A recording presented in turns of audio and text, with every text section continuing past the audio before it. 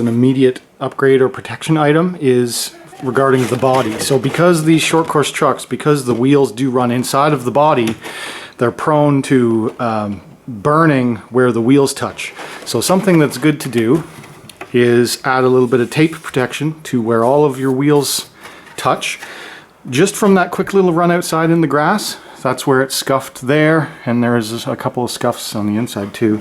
There, I mean, there's just dirt and stuff. It's a little bit of tire rubber.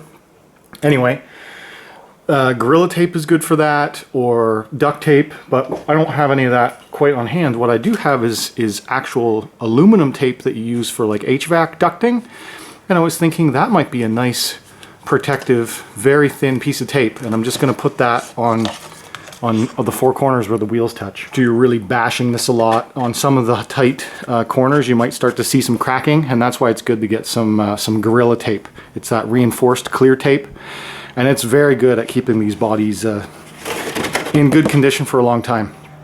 The other body tip that I do is regarding the body washers that you get.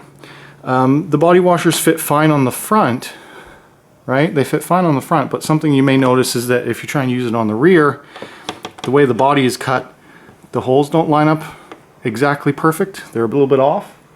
So what you do in that situation is just with a little scissor,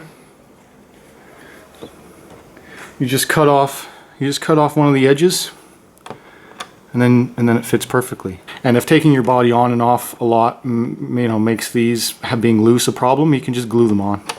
So that's another little protection item to keep your body looking new for as long as possible.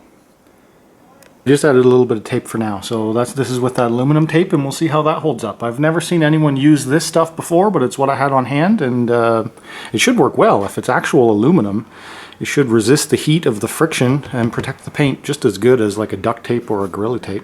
I did the little aluminum tape like I showed, but I've also now done quite a bit of duct tape protection. So I have duct tape all along all of the bottom half, or all around the wheel wells and any structure points. So I've put duct tape over the body holes, just some of the key points where it might crack or where it might add a bit of extra strength. Okay, let's talk about some of the first essential upgrades and fairly cheap things you can do to help protect your Traxxas Slash.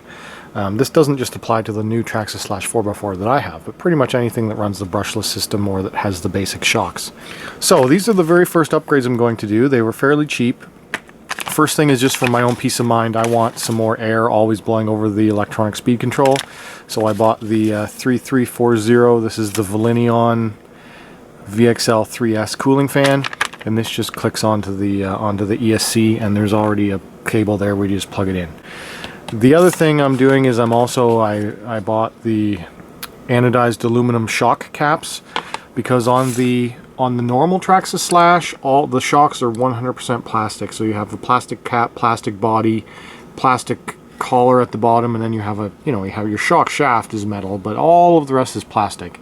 And that's okay, but if you're really going to be pushing it hard and doing a lot of jumps and really beating on it, the shock caps can pop off. So I'm going to change those right away. I'm going to go and put the aluminum on immediately. If you have bought a Traxxas Slash Ultimate or a Traxxas Slash Platinum, you already have fully metal, anodized shocks, so you don't need to buy that. This applies for anything, any of them. It's nice to have extra air cooling, so I'm going to put a fan on, and only in certain circumstances where I'm going to be running it directly in water or in mud, I'll take the fan off. You want to make sure you always have plenty of airflow over your motor, so I might look into getting a heat sink or a cooling fan for the motor, because I do plan on running this thing fairly aggressively in the summer. 2.5mm screw to undo the top of the shock. So all I'm going to do is I'm just going to unscrew this.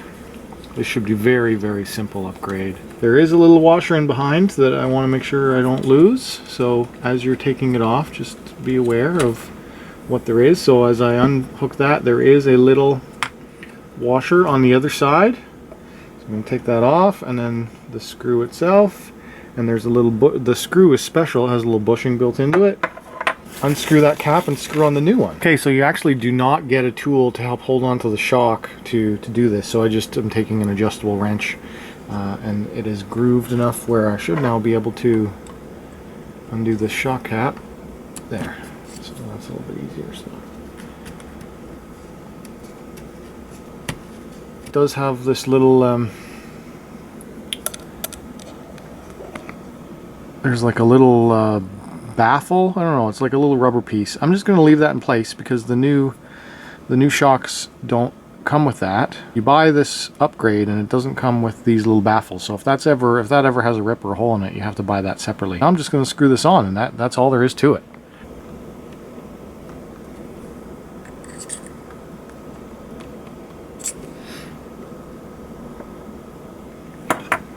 Have the aluminum front shock caps on and the aluminum rear shock caps. For the rears, I did move it to an inside hole. I might change that later, but anyway, we'll try that. So the rear shocks are a little bit more angled in, and the front shocks are in their stock positioning. But the main thing is I'm showing you that I've put on the aluminum shock caps.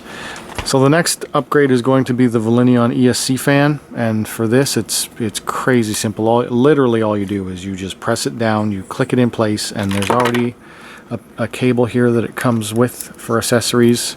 See, cooling fan installed. It just clicks on top and then you plug it in. And two other things I've done just since I've turned the camera off is I did have an old air-cooled motor heatsink, and I've just clipped this in place. Anyway, that will give it a little bit more passive cooling, as well as I did slightly tighten up the slipper clutch adjustments. This is a little bit harder to adjust than on other cars. On this one you do have to, so there's two flats on this drive shaft. You want to use a wrench, hold on an adjustable flat-headed wrench, something like this. I did notice that they didn't give you quite enough tools to be able to do this properly. So you want to get a wrench on holding your drive shaft, and then you want to use the wrench that they give you to adjust the slipper.